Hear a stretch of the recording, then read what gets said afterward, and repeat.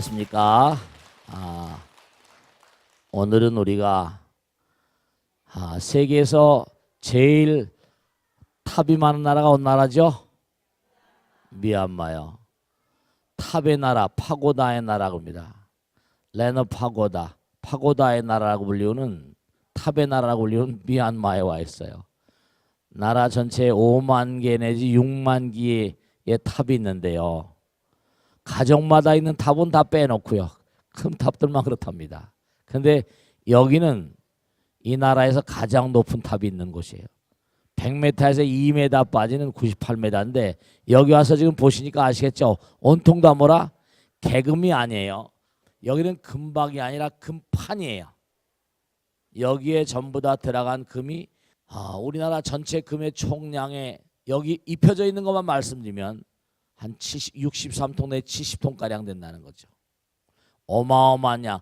우리나라 전체 모든 금의 1년 예산처럼 어마어마한 금이 들어간 문자 그대로 명실공히 세계 최고의 골든 파고다입니다. 이 나라 정말 국보 가장 으뜸가고 미얀마가 세계에 자랑하는 모든 그런 그 그림에 전부 다 이 쉐다곤 파고다가 들어가는 그 자리에 와 있습니다. 근데 뭐 일일이 열거하면 한도 끝도 없으니까 다른 건 다 놔두고라도 제가 조사한 거 보면 가장 꼭대기에 탑 꼭대기에 다이아몬드로 전부 다 장식돼. 우린 볼 수가 없죠, 그죠? 꼭대기니까 다이아몬드로 다 뭔가 이렇게 장식되는데 한 개 한 개가 몇 카라트가 나가는 큰 다이아몬드들이 1100개가 박혀 있대요. 어쨌든 여기 나오는 게 그렇게 돼 있으니까 제가 뭐 올라가 보지 않아서 잘 모르겠습니다만 중요한 건 그런 다이아몬드나 금의 총량이 중요한 게 아니라 부처님 말씀대로 색즉시공 공즉색이니까 이 나라 백성들의 마음 가운데 부처님을 향하는 뭐라? 마음의 총량이랄까? 그런 것을 다시 한번 생각해 보게 됩니다.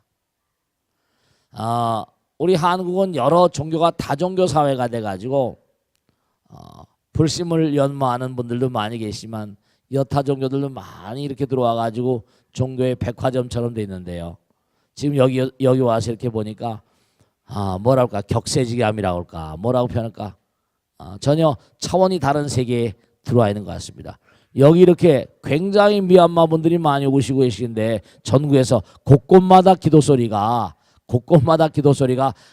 죄다 울려 퍼지는, 우리로 말하면 알아들을 수 없는 그런 미얀마 말로 독경하는 그들의 자세와 마음과 그리고 얼굴에 그 피어오르는 숭고함 같은 것들이 굉장히 마음에 와서 찡하게 닿습니다. 오늘 그런 정말 신심에 살아있는 현장에 와서 여러분과 벚꽃대통을 진행하고 있습니다. 모쪼록 전국에 계신 많은 시청자 여러분들 이와 같은 부처님 오신 날 특집을 기화로 해가지고 여러분 다시 한번 마음 가운데 불심을 다질 수 있는 그러한 불자로서의 자세, 불자로서의 마음가짐이 됐으면 참으로 정말 감사하겠습니다.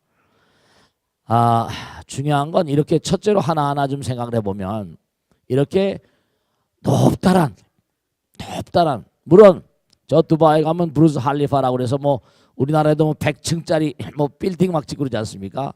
거대함을 동경하는 인간의 마음, 그리고 정말로 한도 끝도 없이 하늘을 향해서 솟아오르는 인간의 마음, 뭐 랜드마크라고 막 하고 그러지 않습니까? 그런 하늘을 향해서 끊임없이 뭔가 승화되고 싶은 그런 마음들이 우리 인간의 마음에 저 깊숙이 뭔가 자리 잡고 있고요.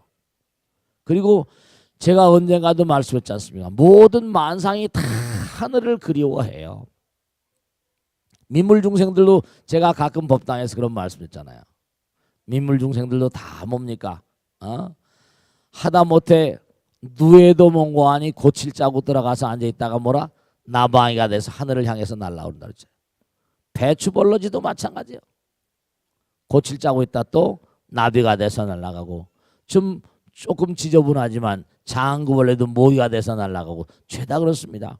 그리고 참 희한한 게 벌들은 놔두고라도 개미들이 뭐죠? 땅바닥을 기어다니잖아요. 근데 제가 재미난 걸 얘기를 들은 적이 있는데 개미들도 뭐죠? 왕개미하고 여왕개미가 신방울 꾸밀 때 그들은 어떻게 되죠? 날개가 난다는 겁니다. 개미들에게 땅바닥을 기어다니는 개미에게 여왕개미, 왕개미가 날개가 나가지고 날개를 달고서 날아다니면서 연애를 걸어가지고 알을 낳는다는 거예요.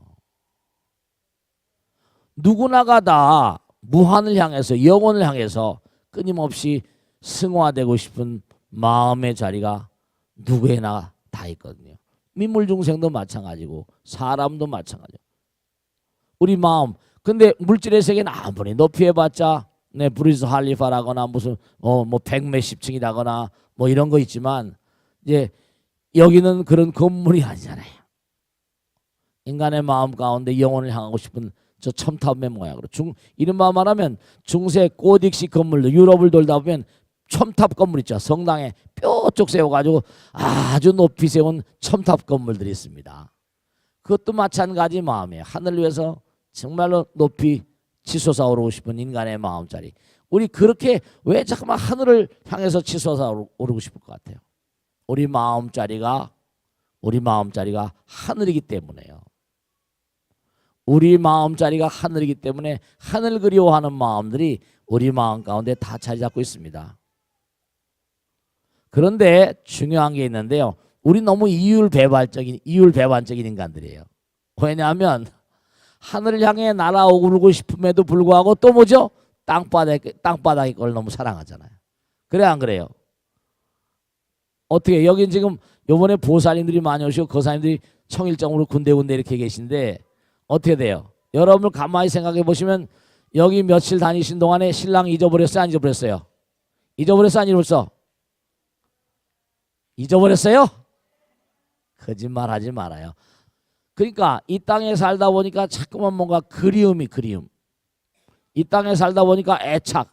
며칠만 집을 나와도 그러니까 이율배반적인 존재예요. 하늘을 향해서 치솟아 오르고 싶으면서도 뭐라?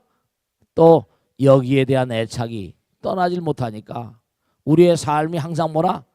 오르락 뭐라? 내리락 오르락 내리락 파동치는 인생이에요. 그러다가 또 뭐냐면 우리가 피치 못하게 언젠간 또 뭐냐면 누에의 고치가 하늘을 날아가는 것처럼 어떻게 돼요? 이 육신을 뚫고 날아간다고요. 근데 그것도 날아가는 것도 뭐냐면 좋은 곳으로 가면 좋은데 그렇지 못하면 대단히 문제가 심각한 거죠. 3계육도 우리가 예불문에 나오잖아요. 그죠? 무슨 뭐 사생자부 시아본사 뭐라 서가모니불. 사생이 뭐예요? 사생이 태로 낳고 알로 낳고 습생하고 그 다음에 마지막에 화생이란 말 나와요. 태로 낳는 건 우리 사람들이 태로 낳는 거니까 아시죠? 그죠? 알로 낳는 것도 알아요. 습생하는 것도 알아. 근데 화생은 뭐야? 화생은 여러분죠? 이와 같은 몸을 뒤집어 쓰고 살다가 이게 어느 곳에 그렇잖아요. 뭔가 좀 자유를 얻어버리면 어느 곳에 간지 간에 거기에 맞는 몸이 돼서 산다니까요. 식이 만일에 하늘나라라고 하면 거기에 맞는 모양이 돼서 이제 그만큼 자유롭다는 거예요. 사생. 그래서 해탈하기 전까지 화생하는 하늘나라 사람들 전부 다 뭐라? 화생을 합니다. 어쨌거나 간에 중요한 것은 뭐냐면 모두가 다 만상이 일체 만상이 전부가 다 전부가 다 하늘을 무대로 살고 허공을 무대로 사는데요. 그러면서도 애착을 놓지 못하는 애착은 속박이잖아요. 그래서 우리가 정말 이렇게 땅바닥에 살면서도 저렇게 첨탑을 세우고 저기에 경배하고 하늘을 우러르는 마음을 계속 끊임없이 펼쳐져 나가는 거예요. 그러니까 이제 그러니까 뭐냐면 세상에 애착을 가지면 놓아버릴 수 없는 게 뭐예요? 세상에 애착을 가지면 놓아버릴 수 없는 게 뭐죠? 남편과 아내, 아들, 딸들. 그게 참 문제잖아요. 그러니까 부처님 말씀을 끼까매양하에도 차시는 전개요. 차기수에도 명필유정이라.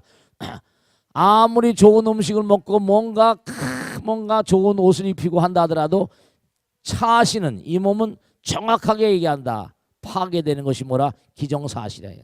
그리고 수명은 뭐라? 명필. 수명은 필이 뭐라? 유종. 끝난 날이 있다 이러셨거든요. 그런 질문을 많이 해요.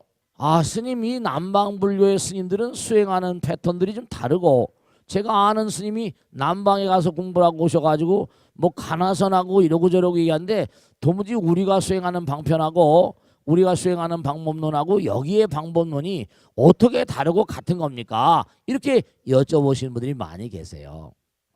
대한민국에서는 가나선을 하는데 여기 비파사나 사마타가 근본적으로 다르냐? 다르지 않습니다. 본질은 하나인데 이름만 들어가는 방법론이 조금씩 달라요. 뭐냐 하면 월도는 마찬가지예요. 여러분들 제가 꼭 당부드리겠는데 이 말씀만은 잊지 말아주세요. 왜냐하면 집에서도 제가 항상 강조하잖아요. 비파사나 사마타나 가나선이나 어려운 얘기 하지 말고 항상 제일 먼저 말씀드릴게요. 세속에 사는 분들은 어떻게 했어요? 우선 아주 중요한 게 이 광활한 우주는요. 정말 무한이잖아요. 그래 안 그래요? 무한. 무한이란 말은 뭐죠? 한계가 없다고 그랬잖아요. 한계가. 근데 여러분과 저는 뭐라? 한계가 있는 세상에 살아요. 그러니까 한계가 없는 세상은 뭔가 하니 무한이라고 하고, 한계가 없고 여러분과 저는 유한의 세계니까 예를 들어서 여러분과 저 사이에 뭔가 있어. 이렇게 개체가 다르잖아요. 그런 세계를 뭐라고 불렀죠? 상대성의 세계라. 상대성의 세계. 상대성의 세계는 무슨 원리가 지배한다? 상대성 이론이 지배해요. 일반 상대성 이론, 특수상대성 이론. 일반 상대성 이론과 특수상대성 이론이 누가 만들어낸 거예요? 누가 만들어냈어? 누가? 아인슈타인이 만들어냈잖아요. 그러면 도무지 특수상대성 이론과 일반 상대성 이론, 상대성의 세계는 뭐 어렵게 생각하지 마세요. 상대성의 세계는 바로 뭐냐면 서로 상대. 그러니까 상대성의 세계일 때 상자가 바로 뭐냐면 금강경에서 말하는 아상, 인상, 중생상, 수자상의 세계예요. 상대성의 세계는 말씀이죠. 문제가 있는 게 서로 비교가 되는 거야. 네가 잘났냐, 내가 잘났냐. 네가 먼저 살자고 옆구리 쿡쿡 찔렀냐, 내가 먼저 살자고 옆구리. 이게 문제가. 네가 더 똑똑하냐, 내가 더 똑똑하냐. 네가 뭐라? 네가 무슨 여기 사냐, 저기 사냐.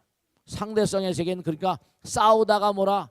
인생의 중요한 에너지와 시간과 노력과 정열을 그렇게 보내버리고 말아요. 그러니까 삶이 우리에게 부여하는 어떤 교훈에 대해서 별로 그렇게 깨닫지 못한 채로 지나가 버리니까 부처님께서 하신 말씀이죠. 정신 똑바로 차리지 않으면요 재행이 무상이야. 정말 모든 건 쏜살같이 가버립니다. 그리고 또 이 세상은 뭐라? 일체가 다 뭐라? 고통입니다. 왜냐하면 우린 이 땅에 놀러 오고 소풍 온 게 아니에요. 우리가 이 땅에 온 것도 뭔가 순례자로 왔어요. 이 땅에 온 곳조차가 순례자예요. 아까도 제가 버스에서 그런 말씀드렸는데 부처님께서 명확하게 말씀하셨어요. 이 광활한 우주는 뭐라? 해탈의 학교라고 그랬어요. 해탈의 학교다. 껍데기 벗는 학교래. 그러니까 자기 수준에 맞춰서 모든 별들이 전부가 다 뭔가 하니 수준에 맞춰서 뭔가 이렇게 정해져 있고 욕계, 색계, 무색계, 뭐 사생, 삼계, 사생, 육도, 뭐 전부 다 이게 전부 다 숫자로 돼 있잖아요. 계층으로, 체계로. 그러니까 여러분 스스로 한번 나는 어느 정도의 보살이고 어느 정도의 거사일까? 이거 한번 생각해 보신 적 있으세요? 나의 어떤 공덕의 정도는 여기 미얀마 사람들, 여기 지금 일견 가난한 것처럼 보이지만 그들의 마음의 어떤 풍요로움과 여러분의 마음 가운데 불신과 비교할 땐 어떨까? 그런 것들도 좀 생각을 해봐야 돼요. 정말로. 그래서 이 남방불교하고 간화선의 차이점 뭐냐면 본질적으로 같다고 말씀드리면 뭐냐? 목표는 하나라 이거. 어디? 목표는 뭐라? 무한이죠. 유한을 극복하는 것이다. 상대성을 극복하는 것이다. 상대성을 극복. 왜 상대성의 세계는 계속 말아 태어나지 않으면 뭐라 안 되는 거니까. 태어나지 않으면 안 되는 것이고 상대성의 세계는 끊임없이 뭐죠? 윤회 전생한다고 그래. 왜냐? 상대성의 세계를 떠나지 못한 이유, 아까 말씀했죠. 우리는 무한이고 저렇게 쇠다곤 파고다가 저렇게 파고다가 저렇게 높이 서 있는데 자꾸만 땅바닥에 애착을 하잖아요. 돈에 대한 애착, 뭐니 해도 뭐라고 그러죠? 머니가 최고야 이러면서. 그러니까 중요한 사실이 사바세계에 산다는 건 뭔가 하니 끊임없는 욕망의 연속이에요. 근데 사실은 부처님께서 뭐라고 말씀하셨는 거 아니? 인생은 뭐라고 그랬어요? 인생은 해탈의 학교인데 해탈의 학교를 다니는 시간이 정해져 있어요. 천년 만년이 아니야. 억만급도 아니고 딱 100년 세월이라니까. 100년 요즘에 산다고 난리잖아요. 옛날에 60년, 70년 하다 요즘에 80년 사람이 100년, 100세. 아마 제가 보기에는 여기도 100세 사는 분들이 많이 계실 것 같아. 그러니까 중요한 게 뭐냐면 아무리 뭐 한다 하더라도 100세를 산다 하더라도 말이요. 네, 어떻게 생각하세요? 100세 동안 사는 게 문제가 아니라 어떻게 사는 게 유명한 얘기죠? 사는 게 문제가 아니라 to live is not the problem. 사는 게 문제가 아니라 뭐라? 어떻게 how to live this life. 어떻게 인생을 사는가. 이게 참 어떻게 살아왔어요 지금까지요. 그러니까 원로는 같다. 무한을 향해서 가는 것. 근데 중요한 건 가나선이란 방법하고 윗바사나는 뭐죠? 이른바 사마타는 마음을 고요히 가라앉혀 가지고 중지락정 정말로 나의 이른바 몸, 그 다음에 감각, 마음, 그리고 내 몸에 일어나는 호흡이라거나 여러 가지 양상들을 정말로 영어로 미국 사람들은 뭐라고 번역했는 거 아니? 우린 빗바사나 그러면 그런 외국 사람은 빗바사나는 잘 이해가 어렵잖아요, 그죠? 윗바사나 영어로 한다면 mindfulness라고 번역을 해놓고 뭐죠? 마음 챙김, 뭐 마음 알아차림 이렇게. 즉 다시 말하면 깨어 있으란 말이죠. 항상 말과 생각과 행동, 이른바 말하면 몸으로 일어나는 모든 것을 뭐라 진지하게 항상 관조하면서 모든 것이 사실 뭐죠? 몸으로부터는 뭐예요? 여러분 몸을 너무 사랑하죠. 오늘도 맛있는 음식 또 뭐 좋은 거 뭐 하지만 그죠? 혓바닥에서 약간 달짝지근하고 금방 꿀떡 새기면 그다음 뭐예요? 그다음 나의 의지하고 상관이 없어요. 그다음서부터는 이 뱃속에서 꾸불덩 꿀럭꿀럭 하면서 뭐죠? 결국은 뭐라? 똥공장, 똥맨들 인분 공장이라. 중요로운 사실이 뭔가 하면 우리가 몸뚱아리, 감각, 마음, 이 눈에 보이는 모든 세계는 전부 다 뭐냐면 끊임없이 쓰러져 사라져가는 것들이에요. 몸뚱아리는 깨끗이 못하고 9개의 구멍으로 끊임없이 탁한 것을 흘려보내고 있고, 감각은 끊임없이 나를 속박하고 있고, 관수이고 고통의 원천이고, 그 다음에 마음은 뭔가하니 어떻습니까? 처음에 지금 신랑을 만날 때는 정말 낭낭공주 호동왕자가 만났잖아요. 근데 지금은 어때요? 지금도 낭낭공주 호동왕자입니까? 조금 변해가잖아요. 마음도 변해가요.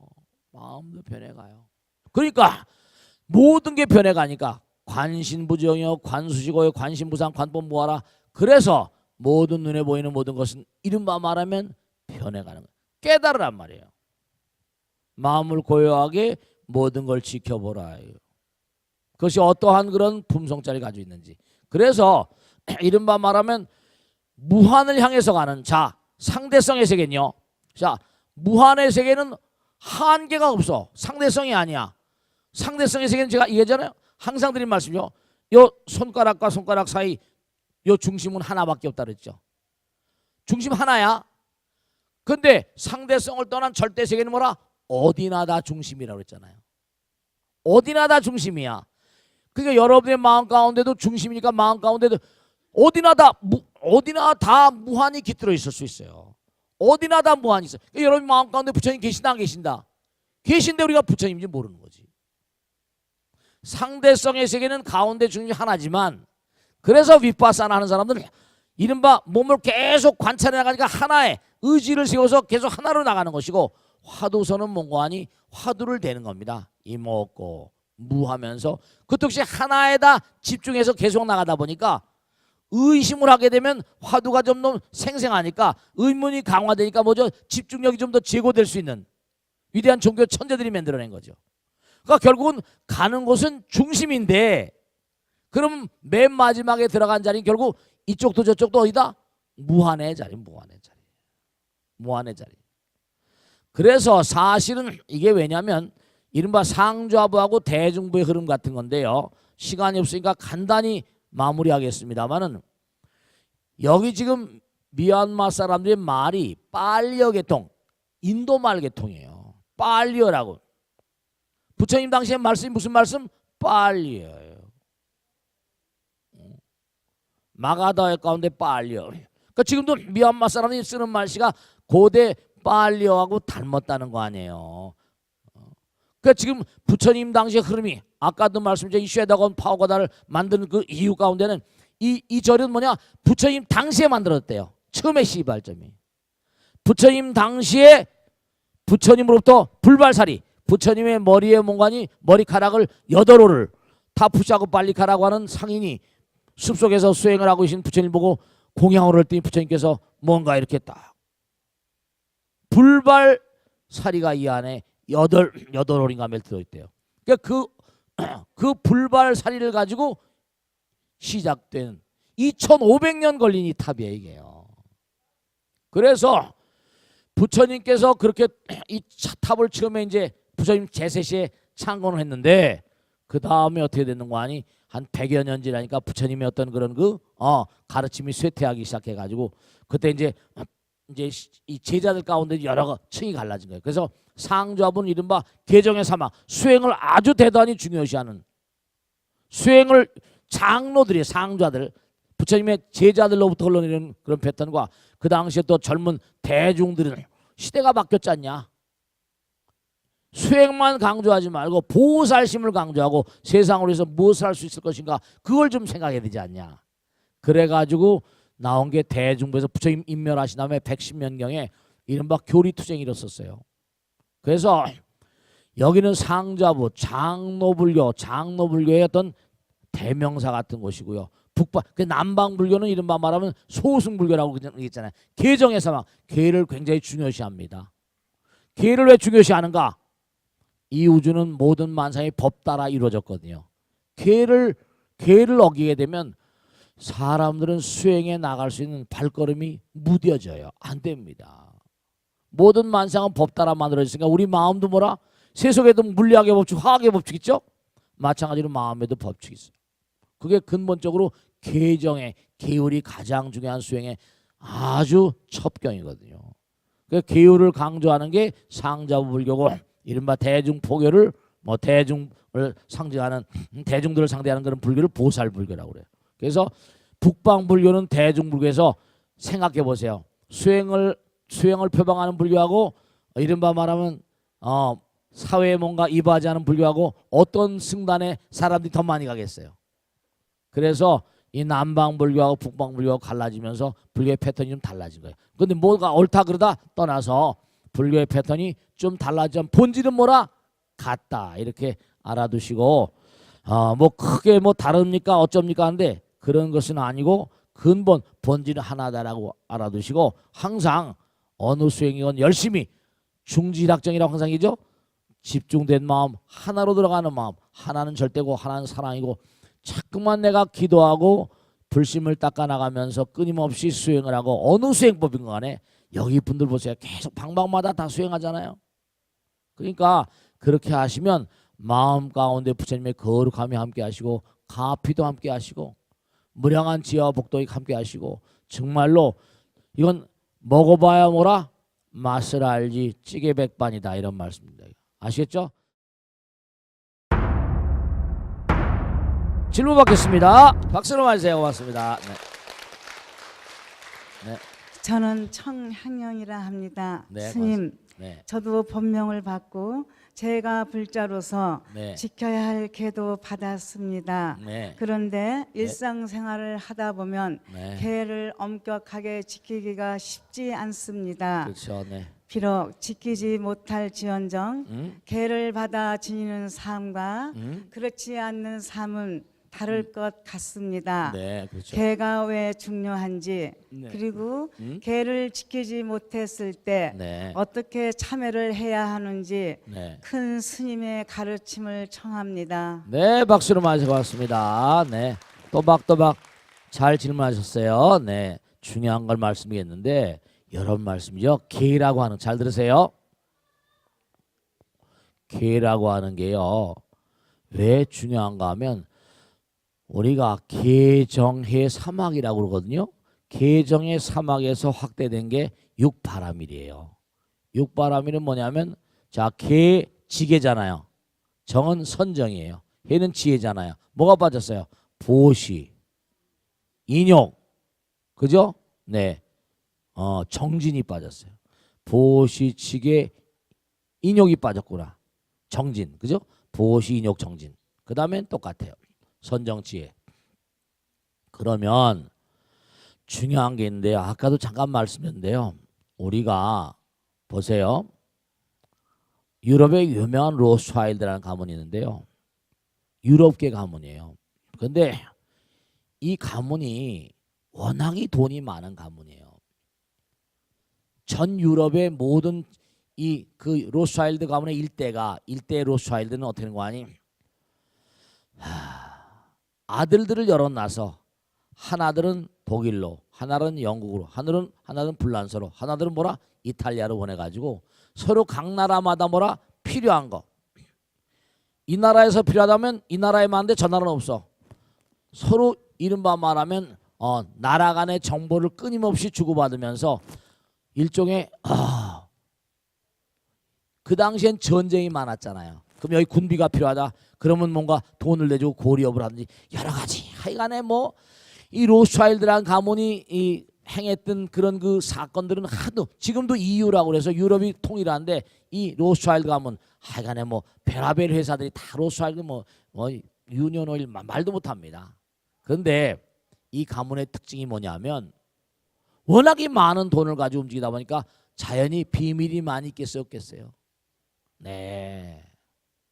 하도 많이 뭔가 아니 여러 번 어려움을 당하다. 왜냐하면 측근이 배신을 하거든. 그리고 중요한 게 가족에 있던 뭔가 아니 아내라거나 누가 이혼을 하게 되면 큰 문제가 나고 하니까 근친상간, 이른바 말하면 가까운 그런 그 로스차일드 가문의 뭔가 흐름 따라서 이렇게 결혼을 시켰는데 결국 어떻게 했어요? 점점 유전병이 많아지는 거예요. 그러니까 우리가 이 우주의 법칙 따라서 꼭 뭐라 근친상간은 안 되는 거 아니에요. 가까운 이웃. 그 지금도 그 로스차일드 가면 유전병이 많다는 게 뭐 정병이 나 있는데 뭐 자기들은 어떻게 그걸 해결해 가는지 모르겠지만 중요한 거는 다른 게 아니고 우리가 이 우주 가운데 살면서 꼭 살생하지 말아라. 지켜야 돼, 안 지켜야 돼요? 도적질 하지 말아라. 내 마누라가 있는데 남의 마누라 이쁘다고 말이 어떻게 가지고 어떻게 하면 그런 거 많잖아요. 뭐 무슨 거짓말하지 말라, 무슨 술 마시고 팔지 말라. 기본적으로 우리가 지켜야 될 그런 것들은 사회 윤리에 위반되잖아요. 그런 걸 만약에 자꾸만 자행하게 되면 사회적인 어떤 질서가 붕괴되거든요. 하지 말아야 될 거. 그리고 또 하나 이상한 게 그런 부정적인 행위라고 보면 내 마음이 어떻게 되죠? 내 마음 가운데서 이건 아닌데 싶은 거예요. 내 마음의 안정이 깨져버려요. 내 마음의 안정이, 여러분 중요한 거 말씀드렸는데 제가 많은 분들 모시고 살잖아요. 제가 실제로 제 친구들도 있습니다. 선배 후배들 가운데도 자기 아내를 버리고 다른 여인을 취해 사는데요. 제가 가만히 관찰해 보면요, 오래 사는 분을 친구를 전혀 못 봤어요. 거의 수명이 오래 가지 않더라고요. 다 그런 건 아니겠지만 제가 아는 사람들, 중요한 건 무엇이 옳고 무엇이 그런 건 마음이 판가름내거든요. 그 기회를 다른 세속적인 차원 놔둔다 하더라도 마음이 뭔가 아니 마음이 흔들려 버리면 수행이 안 되거든요. 왜냐? 하나의 길을 가니까요. 하나는 뭐라? 영원이거든요. 파동치지 않아요. 그러니까 팔풍이라고 하죠. 이익을 봤다, 손해를 봤다, 비난당했다, 뭐 칭찬받았다, 이런 모든 바람치는 이른바 말하면 팔풍, 바람 부는 그 인생 모든 건 수행생활에서 다 놔버리잖아요. 그러니까 자꾸만 뭔가 이 오르락내리락 하는 그런 마음들을 전부 다 뭐라 내려놔야지. 그래서 계라는 게 수행에 얼마나 중요한가 하면 계는 근본이에요. 계위승제라 수행을 하는 데 있어서 사닥다리 타고 영혼의 길을 가려고 한다면 계는 사닥다리와 같다 이거. 그러니까 여러분이 꼭 제가 당부드리겠는데 계를 파고서 잘 될 생각하지 마세요. 만약에 이런 게 있어요. 부처님 당시 어느 나라 왕이 있어요. 바깥에 나가서 막 사냥을 하고 막 그럽니다. 막 그냥 주지웅님에 놀고 하다가 저녁이 되면 왕궁에 들어와가지고 부처님 죄송합니다 그랬다는 거예요. 또 그 다음날 신나게 막 놀다 또 부처님 죄송합니다. 그 다음날도 그러니까 신하가 가만히 보면 참 저 친구 웃기는 친구라 이거죠. 웃긴 친구니까 어느 날 왕에게 간언을 한 겁니다. 대왕폐하 차라리 밖에 나가서 사냥을 하거나 하지 마시든지 아니면 들어와서 잘못해서 빌지 말든지 매일같이 그게 무슨 꼴입니까? 소신이 보기에 너무나 안타깝습니다. 이렇게 얘기한 거죠. 그랬더니 부처님께서 그 왕이 하는 말이 그래 네 말도 틀린 말은 아닌데 저희 가서 몽고하니 솥에다가 물을 한번 펄펄 끓여봐라. 솥에다 물을 펄펄 끓이고 난 다음에 나한테 일러라. 솥에 물을 펄펄 끓였거든요. 그 다음에 내려가서 잘 끓었구나. 가락질 왕의 가락질 탁 뽑아가지고 탁 던진 겁니다. 가 꺼내봐라. 그 왕이 아주 영특한 왕이었나 봐요. 뜨거우니까 꺼낼 수가 없어. 이런 멍청이 자식 같아요. 불을 다 뽑고 냉수를 부어봐라.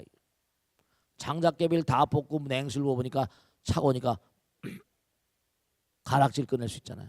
내가 밖에 나가서 사냥하고 술 마시고 할 때는 부글부글 뭐라 끓어오른 물 같고 왕궁에 들어와서 몽고하니 잘못했습니다 부처님께 빌 때는 장작을 빼고 차가운 물을 붓는 것 같으니 어찌 공덕이 되지 않느냐.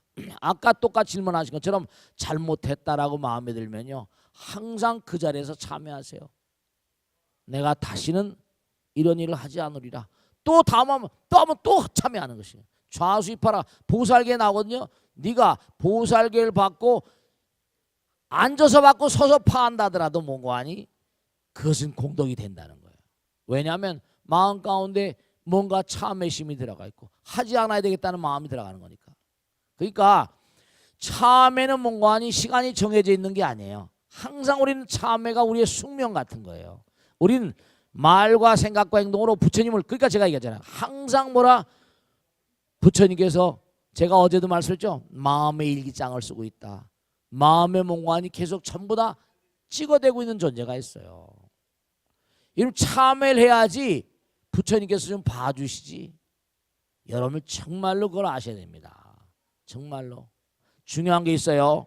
이거 하나만 말씀드리고 드리겠습니다. 뭐냐면 어떤 사람이 잘못을 했어요. 아이 내가 용서해 주지. 중요한 게 내가 용서를 해줬습니다. 근데 그 사람 마음 가운데 뭐죠? 자기가 잘못했다는 의식이 없어요. 그런 친구는 잘못한 걸 알았으면 감옥에 집어넣어가지고 좀 살게 해야 됩니다. 여기서 죄를 받고 저승 가야지 죄를 덜 받아요. 그런 게 있어. 그런 법이 또. 그러니까 법이 선지원 개차라. 우리가 알 수 없는. 그러니까 그가 여기서 죄를 짓고 그냥 그대로 몽고하니 가버리면 여기서 뭔가 참여하면서 뭔가 잘못했구나 뉘우치고 가야지 저승에 가도 마음이 좀 뭔가 덜 부처님 만나기 죄송스럽잖아요. 여러 가지 우리가 생각할 게 많은데 계는 수행에 너무 중요한 것이고 계가 뭐라 모든 수행의 근간이고 스타트다라는 걸 명심하시고 가능한 한 마음 가운데 파동치는 마음 뭔가 저어되는 마음을 갖지 않도록 하세요. 꼭 그렇게 되면 이 다음에 아니라 지금도 부처님 매일같이 일기장 쓰면서 마음의 일기장 쓰면서 불편하잖아요. 하나 꼭 말씀드리겠는데 내 마음이 불편하면요 앞으로 나아갈 수가 없어요. 진보가 안 돼요. 절대로 잘못한 게 많으면 부처님께서 뭐 그 사람을 앞길을 막고 안 막는 게 아니라 자기 자신의 마음자리가 자승자박이 돼요. 자승자박이 돼요. 그렇게 됩니다. 그래서 절대로 안 돼요. 제가 이 나이 될 때로 수도 없이 많은 사람을 만나고 살잖아요. 보면 정말 그래 그렇지 그렇구나 항상 그런 걸 느낍니다. 아시겠죠? 자 다음 줄 받겠습니다. 네 일어나세요. 네. 안녕하세요. 네 맞습니다. 네. 저는 벚꽃대통을 보다 네. 61기로 불교대학을 시작하게 됐습니다. 네, 고맙습니다. 반양이라고 합니다. 네, 감사합니다. 네, 고맙습니다. 네. 미얀마의 사람들은 네. 불교가 종교를 넘어 생활 그 자체라는 생각이 듭니다. 그렇습니다. 네. 응. 그만큼 수행도 열심히 할 것 같은데요. 각 나라마다 수행 방법이 조금씩은 다르잖아요. 네, 네, 네. 우리의 경우는 화두, 참선이 대표적인 수행법으로 그렇지요. 생각하고 있는데 네, 네. 미얀마에서는 어떤지 궁금합니다. 네, 아유 조심님 아까도 잠깐 설명드렸는데 우리나라 불교계에서도요. 지금 우리나라 불교계에서도 굉장히 그 때문에 논쟁이 많아요. 왜냐하면 스님들이 우리 한국 불교 조계종은 선종이거든요. 그러니까 선을 표방하고 있는데 참선승들 선방 수자라고 해가지고 선방에 10년, 20년, 몇십 년을 다니는데도 이렇다 할 뭔가 아니 물론 자기 본인이 몸과 마음을 다 던져서 열심히 뭐 해본 스님은 좀 다르시겠지만 하여간에 이 참선이라는 게 수행을 통해서 뭔가 마음 가운데 열림이라고 할까 깨달음이라고 할까 이런 게 뭔가 골수라거나 피부와 닿지 않는지 이게 잘 되지 않는지 하여간에 여러 가지로 고뇌하는 스님들이 많이 계십니다. 그러니까 그러다 보니까 어디 또 다른 길이 없나 해서 미얀마에도 많이 오세요.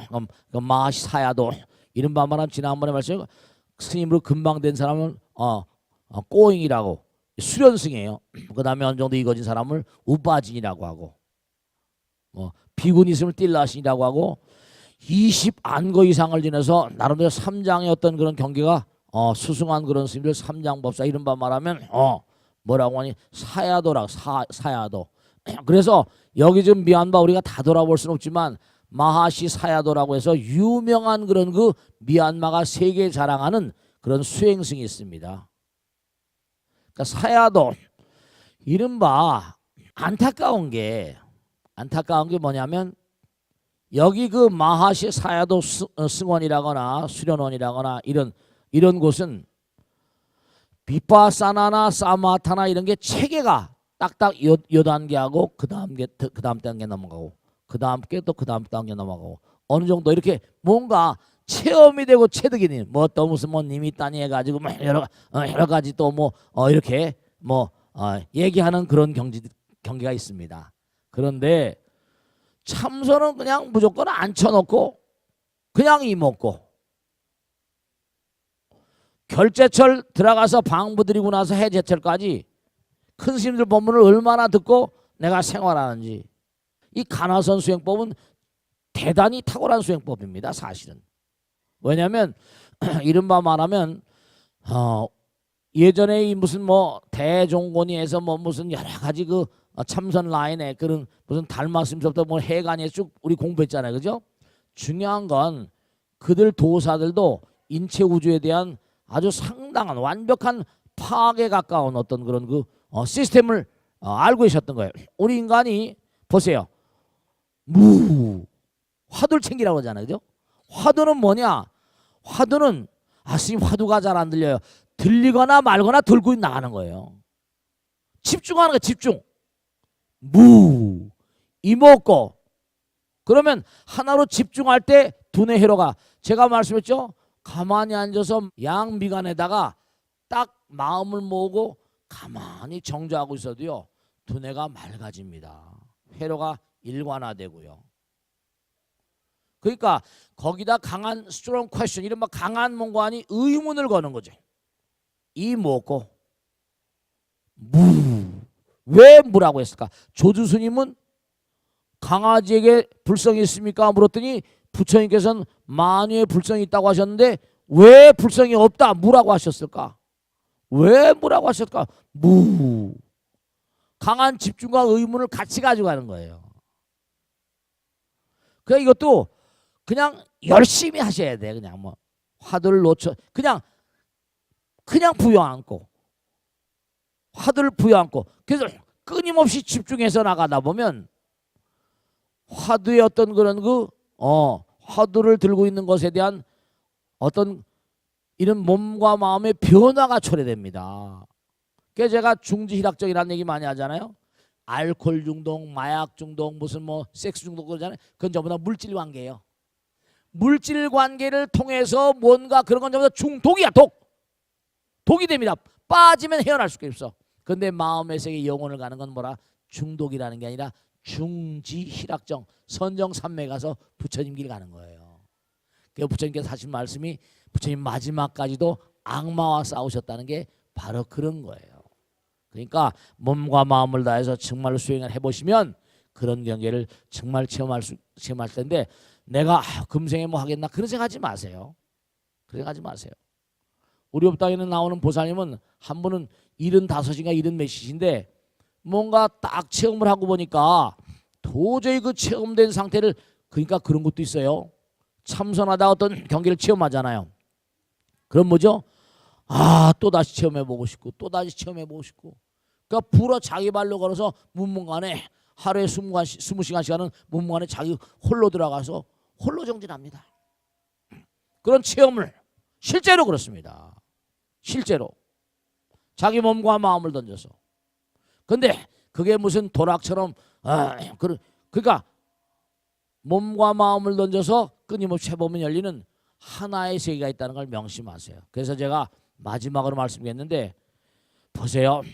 중요한 겁니다. 색즉시공 공즉세니까 바깥에도 마약이 있지만 뭐라? 우리 몸에도 마약이 생성되는 거예요. 그 마약 이름 뭐죠? 이 우리 몸에서 나오는 마약이라고 해서 엔돌핀이라고 부르고 다이노르핀이라고 그러고 엔케팔린, 프로스타글란딘, 황홀감을 느끼는 마약들이 몸에서 분비되는데요. 그 마약의 공통적인 특징 참으로 재미난 건데 몸과 마음을 던져 무량한 고통 속에 있으면요. 고통을 이겨내려는 우리 몸에서 마약이 나옵니다. 그러니까 바깥의 마약이 중요한 게 아니라 이런 마약들은 강한 면역원이 되면서 암세포를 때려잡는 너무 좋은 물질이 되는 거니까 수행을 하게 되면 정말 여러분이 몸과 마음에 아주 탁월한 그런 효과를 볼 수 있다는 걸 꼭 말씀입니다. 자, 그럼 오늘 여기서 모두 마치겠습니다. 대단히 감사합니다. 수고했습니다. 공부하십시오. 네.